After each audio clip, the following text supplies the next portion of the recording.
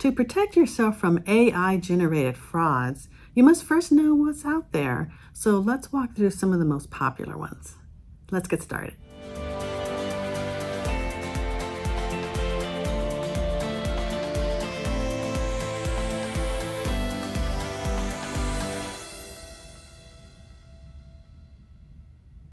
The first one is phishing. Have you ever gotten an email from supposedly your bank or financial institution that's asking you for information, but it just looked a little off? Well, that's actually AI. They're getting really good at mimicking valid emails, so it's really scary. What I always do is I kind of hover over the URL, from the sender to see who it's from, and sometimes that alone will help you realize that it's phishing. If they're asking for money or if you're really concerned about it, just call the institution just to verify that that email is legitimate. Odds are it's not. AI is getting really good at mimicking legitimate emails, so it's getting really scary out there. The second one are imposter phone calls. These are kind of old. It's the IRS calling saying they're going to put you in jail unless you pay your bill and you're up to date on your tax obligations. But they're getting really aggressive and they're scary for people who are not prepared.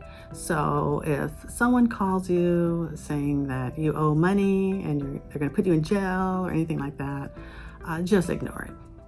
The third one is tech support. Now, I personally haven't gotten any of these, but basically they contact you saying that they can help you fix your devices or help you with some sort of technical problem that you're having. And basically what they want to do is get access to your computer and take your private information.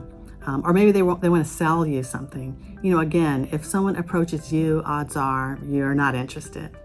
The next one is a grandparent scam. Now this one really upsets me and breaks my heart. This is where someone will call a grandparent saying that their grandchild is in jail or is injured and needs money right away.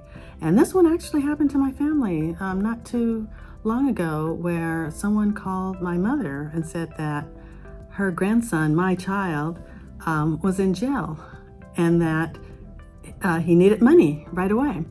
And but then he said, but don't tell mom, don't tell me. And so that triggered, something wasn't right. So my mother's smart. She knew something's not right.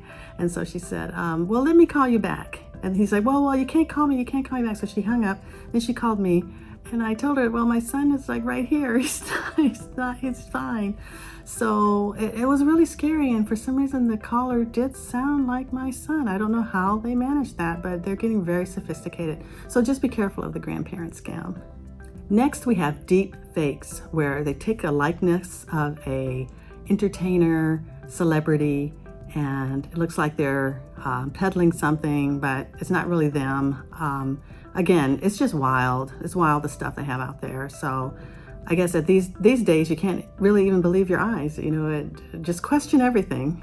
The next one is malware, or viruses, as we used to call it, where you click on a link or somehow you download an application and it puts something in your computer that steals your information or even holds your computer up for ransom. Again, why people are spending their time doing this, it's just beyond me. But just be really careful. Don't click on any links that you're not familiar with. And anything that just looks suspicious, just delete it.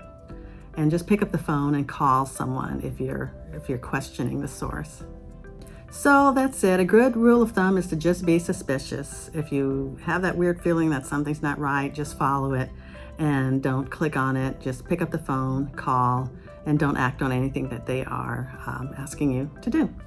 So if you enjoyed this video, please like and subscribe, and I'll see you in my next video.